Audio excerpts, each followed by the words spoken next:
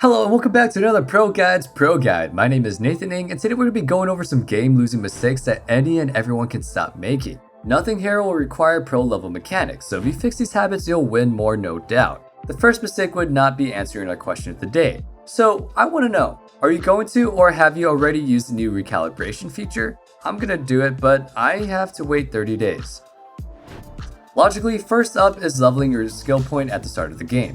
There is no reason to do this, I just saw this happen in a tournament. The trio of Rubik, Viper, and Ember Spirit were all about to get first blood on Clockwork. But here's what happened. The Rubik didn't save his skill point. Ember on the other hand did. Ember had to level up chains to get the kill. Because of an uphill miss, the clock escaped and Ember had chains at level 1 versus Pugna, and Viper uses a lot of mana for nothing. All this could have been fine if Rubik just saved his skill point, but he didn't. Do you want to go Fade Bolt 99% of the games? Yes, of course you do. But that 1% of time can actually lead to ruined lanes like in this example.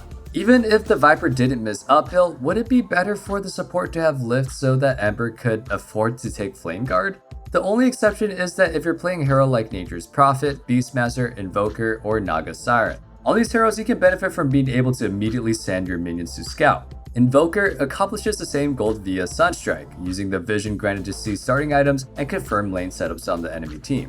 The most frequent reasoning that we hear behind this is the golden glow of the suggested build.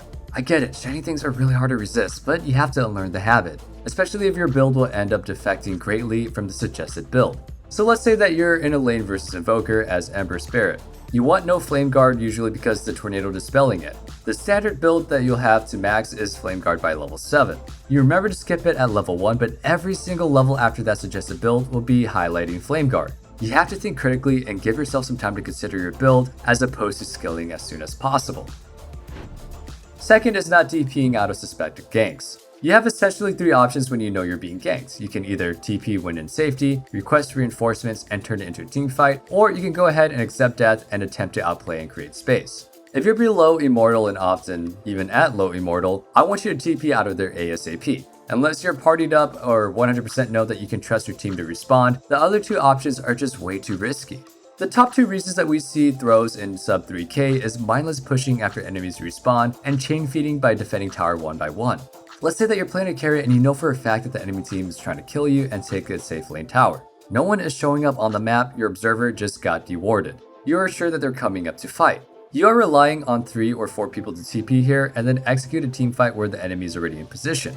Don't get me wrong, that's probably the air quotes right choice. To defend under tower at 10 minutes is really easy. The Regis problem here is that we're relying on our whole team to do the same thing. And what I've learned in life is that you can't really rely on anybody.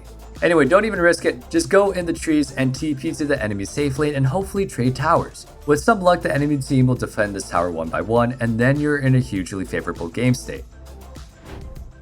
Next up is TPing out of deep farming positions. You're playing core and you made it extremely deep into enemy territory. You safely made it there because you saw the enemies winning a team fight on the other side of the map. You are now at no risk to push up the lane hard and fast. You're probably TPing out of there way too early. Let's think about the risk versus reward in this scenario. The reward is high GPM, map awareness, and tower pressure. This pressure will hopefully allow your respawning teammates to farm your jungle and the other lanes. The risk is quite obvious, we're deep in and the enemy likely has 1 or 2 TP points to kill you. You may die a few times before you get a good grip on this, but death is not even close to the worst thing in Dota. Loss of map control and the lost opportunity of GPM and towers is far worse. Now, I'm not saying AFK hit the tier 2 with all 5 enemies missing, but use these key resources. You're scanned for 1. Scan places the enemy could be rotating from, quelling blade trees around the tower to see if anyone is TPing there, utilizing the tree line to fake back. Once you determine that they are indeed coming for you, take a chance and try to hide in the tree line. Stay there for about 30 seconds if you have to.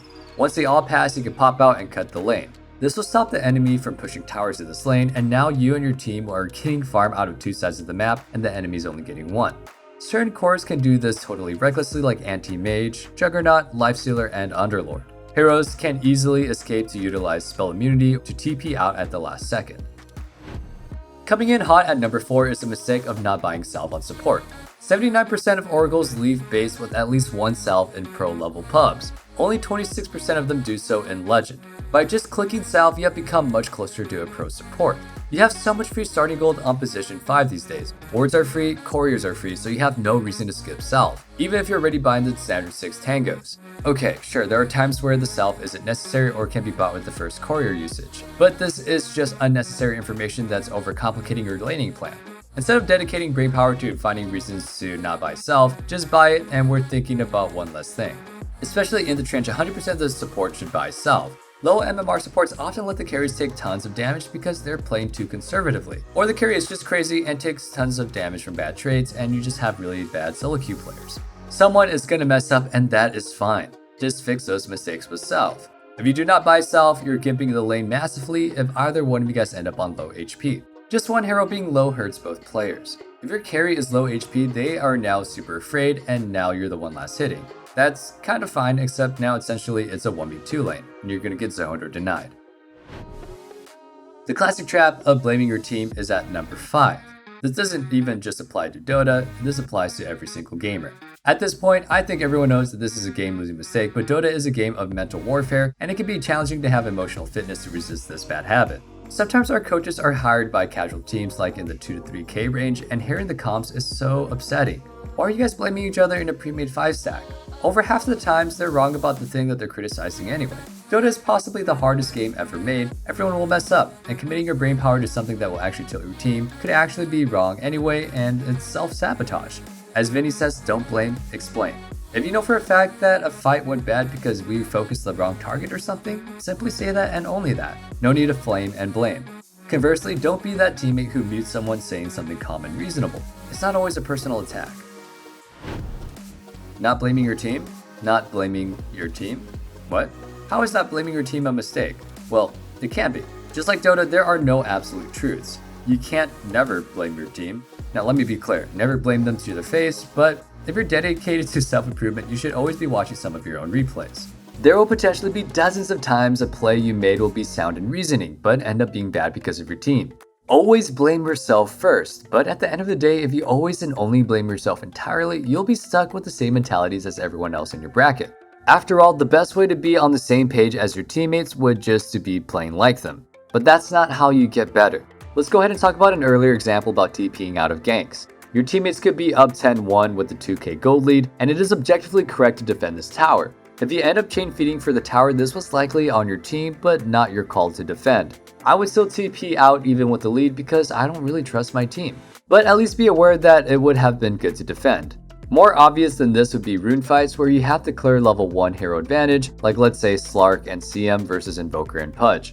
If your Slark just leaves you and you die as CM, it's not your fault. Your Slark was afraid for no reason. Obviously, you don't gain anything by blaming him to his face, but it's important that you realize you did the right thing, but your teammate let you down. Finally, we have following your team for no reason. El Clásico refers to Na'Vi versus Alliance, but did you also know that refers to the classic Herald 5v5 Mexican standoff at mid?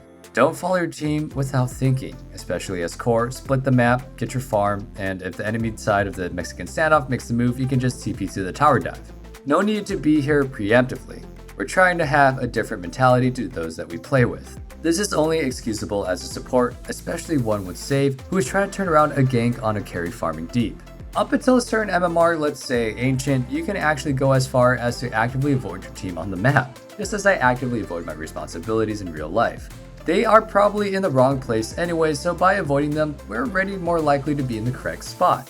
The counterpoint to this is, it's always better to be doing something wrong as a team as opposed to doing something right separately. That does have merit for sure, but unless you can totally trust your team, there are very few coordinated moves that demand all 5 heroes prior to 30 minutes. Leave the team fighting till later, it'll be easier the later it goes if you're playing solo and out farming the enemies anyway.